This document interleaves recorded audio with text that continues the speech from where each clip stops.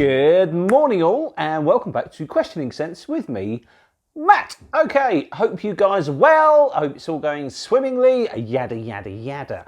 It's all good here. It's quite a nice day actually out there. It's a bit sunny, it's a bit bright, it's very spring-like. So I've just done the school run. Thought I would do a video, and obviously I have my job to look forward to because I'm working late, so that's an evening to be adored. Anyway, enough of my woes. I thought we'd do a quick review of a relatively new one to me and a fairly new one from the house as well.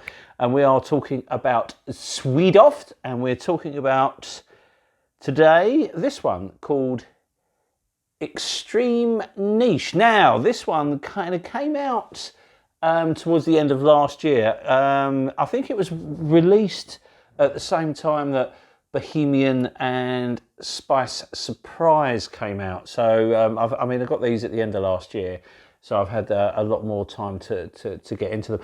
And to be fair, Bohemian kind of stole the limelight a bit for me. It was it's phenomenal. It's an oody, woody, fruity, smoky, ashy, leathery masterpiece. I think this is absolutely fantastic. And obviously I did a review a video fairly recently with regards to Spice Surprise, which is a beautiful honeyed wine with cinnamon and lots of other interesting things. There's coffee in here, very long lasting, very spicy and exciting and exotic. So really, really good. But with Extreme Niche, what they've done is they've captured an oud fragrance that can be worn in warmer weather. And, you know, it's been a while since, obviously Rasputin came out. You know, Rasputin's the perfume that I think the house are most famous for, or most well known. And Rasputin, it's not, I don't know, it's difficult to say. Is it my favourite from the house? I don't know, but it's one of my favourite perfumes of all. So, you know, I absolutely adore Rasputin. I love Bohemian. I like them all. All these four are just fabulous.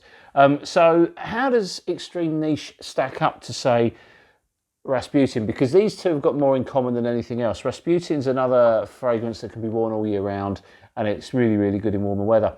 And, you know, Extreme Niche is sort of, I think, you know, the ethos behind it is to give you an oody fragrance that you can wear in warmer weather, and you definitely can. It's absolutely amazing.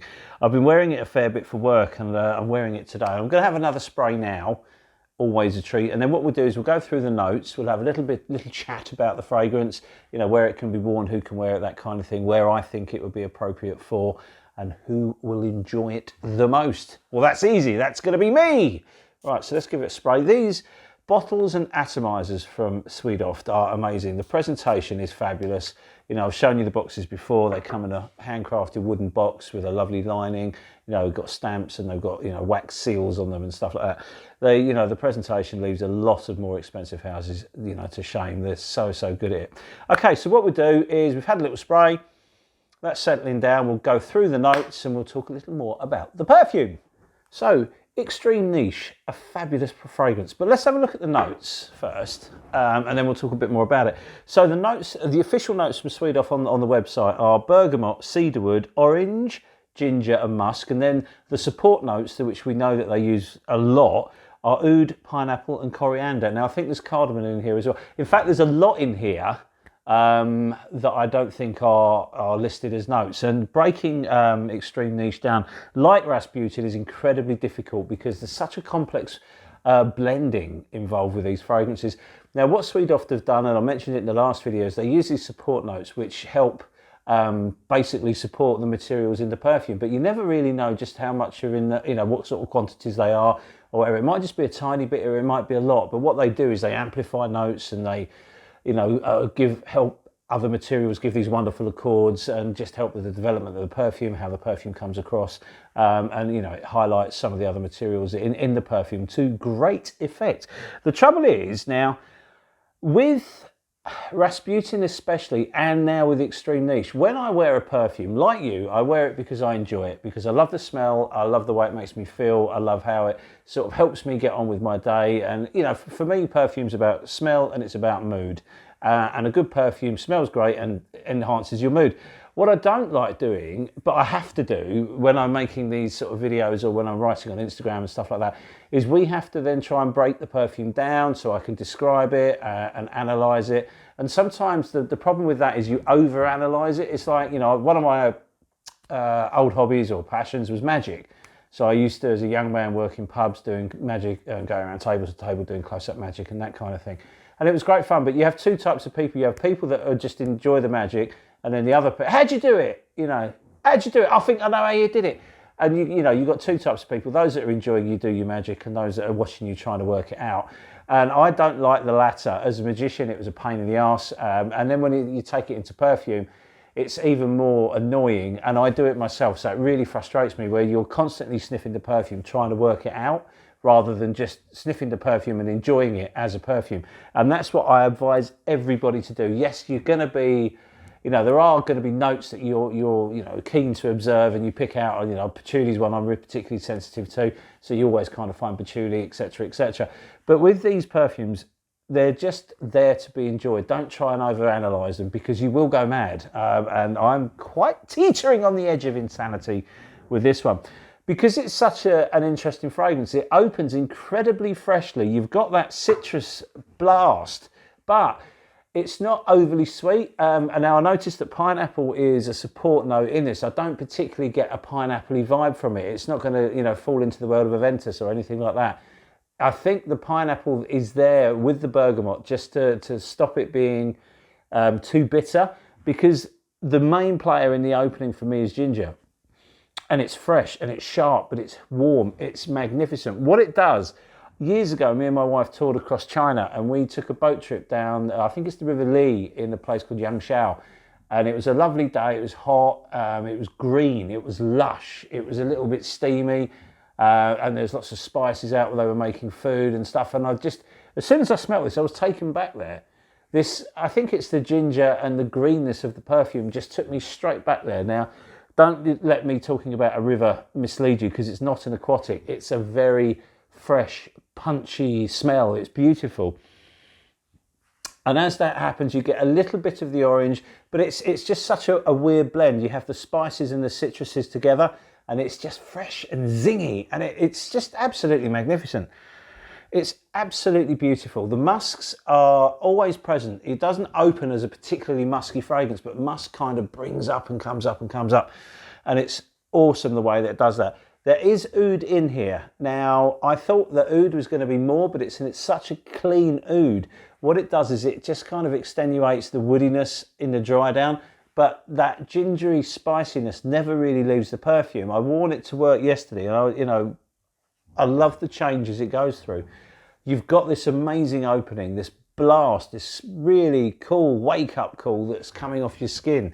And then that kind of dulls off a little bit, but it stays there all the time. The perfume is fresh pretty much throughout its life, but as it dries down, it becomes a lot more woody and a little bit heavier, and then the oud comes into play and you do start to notice it. But as I say, it's a clean oud. There's nothing in there that's skanky, there's no barney, there's nothing that's gonna, challenge you. If you love oud, this is gonna be such a good perfume for you. But if you don't like oud that much, you can still really, really enjoy it. It's pitched at exactly the right way for that. So you're getting the best of both worlds. Oud lovers will like it, and non-oud lovers will also love it as well. So it's perfect. I think because it is such a fresh one, it is going to be an absolute bomb in warmer climes, spring, summer. It's going to be fantastic.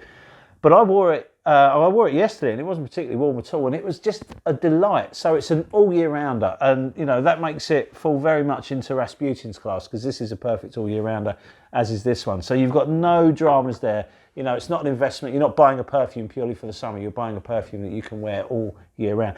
Talking of buying, I think it costs €157 for 100 ml. So it's not a cheapie, but it's a very, very goodie. In terms of who can wear this, I think this is absolutely unisex. I think it's probably slightly masculine leaning, but I certainly think, this will smell divine on a woman. My wife's not smelt it yet, but I'm pretty sure she'll like this one as well, because it's just that freshness is so, so good. It's perfect for work. It's perfect for fun. You can dress it up just like Rasputin. These two are kind of competing with each other a little for my affections, because you can wear both of these anywhere you like. You can dress them up You can casually wear them, you can formally wear them, or you can muck about in the garden wearing them. They're perfect for everything like that. I just think they're really, really good, but Extreme Niche obviously is what we're here to talk about today. Can definitely be worn anywhere by anyone.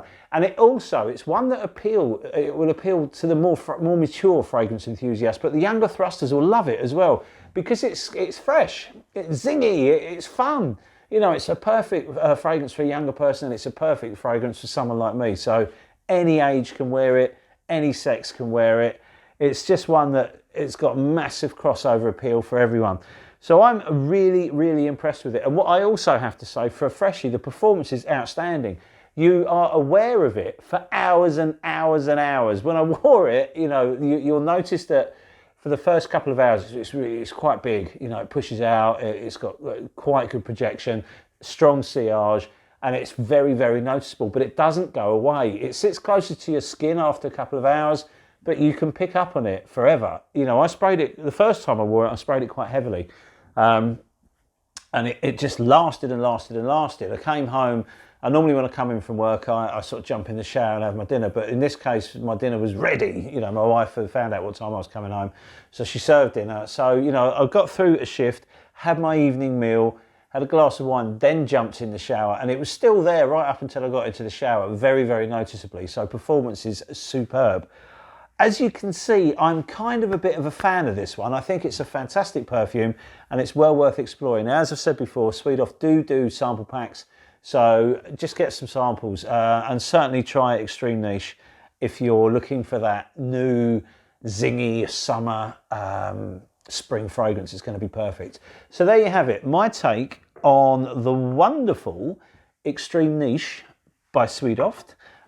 If you've tried it, let us know what you think. And if you want to try it, let us know how you get on with it. And we shall see you guys on the next video. So from me and Rich, thank you very much. Cheers, thanks, and bye.